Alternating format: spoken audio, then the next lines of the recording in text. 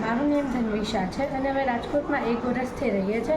અમને લોકો દ્વારા સાંભળવામાં મળ્યું હતું કે વોટસન મ્યુઝિયમ સારું છે, તો હું મારી મમ્મી જોડે આજે વિઝિટ કરવા આવી હતી. મને અહીંયા બહુ સારું લાગ્યું અને અહીંયા કેવું છે કે જે પણ જૂના આપણા સ્કલ્પચર્સ છે, આપણી જે સંસ્કૃતિ છે, આપણી લાઈફસ્ટાઈલ છે, એ બધાનો ઉલ્લેખ કરવામાં આવ્યો છે. જે રાજાશાહી વખતના જે બધા વેપન્સ હતા કે જે બધા પેઇન્ટિંગ્સ હતા એ બધું આવેલું છે.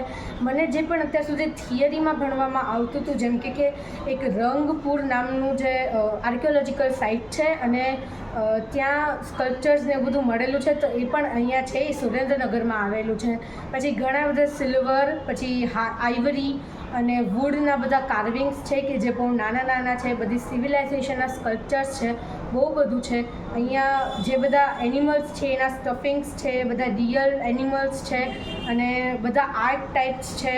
પછી બધા સાડી છે એની એમ્બ્રોઇડરી ને બધું છે. તમને અહીંયા બહુ બધું નોલેજ મળશે, જાણવા મળશે, કારણ કે અહીંયા મેન્યુસ્ક્રિપ્ટ્સ અને એવું બધું પણ છે.